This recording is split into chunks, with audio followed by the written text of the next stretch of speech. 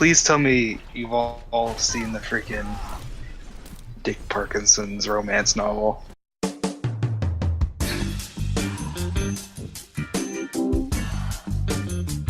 Her long hair, still wet from the shower, had been combed down her back in a wet swath. Hilda was sitting on the floor, her round, wet boobs still wet from her shower's water. She dried off the water with a towel, which then became wet. Hilda gasped when she saw a reflection in her bedroom mirror. Through the slightly open door, she caught a glimpse of the chiseled abs and square jaw of the mysterious stranger who shared her cabin. She stood and spun around, her breasts swinging heavily with momentum. She grabbed the door and flung it open, revealing shirtless Torloff, which is seriously his name, quivering with desire in the hallway. Torloff was ashamed of being caught, but his shame made him even hotter for sex.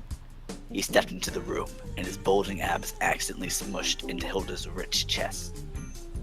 As Hilda's buttermilk bosoms squished up against his granite abs, Torloff almost had a dick aneurysm. Hilda, Torloff murmured thickly, his throbbing meat wand pressing against Hilda's warm thighs. There's a secret I need not to tell you. You are my forbidden desire. Hilda had been waiting to hear these words. Her heart was lifted on golden wings and soared toward a radiant sun of perfect joy. She saw herself and Torloff happy together, bathed in the golden light of love. Her schnooch got all warm too. Torloff, Hilda moaned, her lush teats straining with desire. I need you. Torloff, coarse abs pulsing softly in the moonlight, stood silently. Hilda looked at him expectantly. Oh, sorry, she added. Torloff, I need you. Sexually. At hearing those beautiful words, Torloff flexed his rough-hewn abs at Hilda. And Hilda found herself being guided to her soft bed by the sheer force of Torloff's undulating midsection.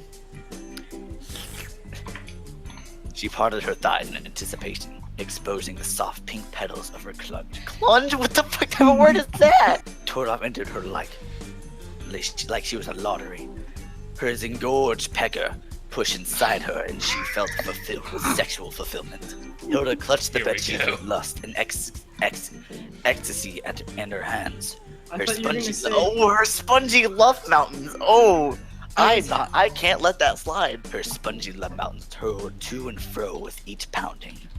Her body was like a beautiful flower that was opening and somebody was pushing their dick inside of it. Then Torloff moaned, arched his back, and suffered from Dick Parkinson's. He pumped in all of his hot, pearlescent sperm as Hilda spasmed with so many orgasms. The two lay still for a moment as the stinky scent of lovemaking billowed around the room. Hilda got out of bed, still shimmering with orgasm. She glowed with contentment, like a cat who ate the cream of the crop. She walked across the room and picked up her towel, still wet with the shower water. Torloff, she said softly, there's something I have to tell you. But her bed was empty. Torloff was gone, escaped at the bedroom window. This was the 7th story out. He did not survive.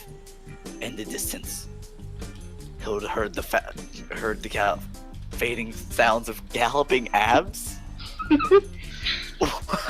Insane. Okay. Well, I don't know about you guys, but I'm wet. I'm wet. Ooh, baby. I'm wet 7 times over. This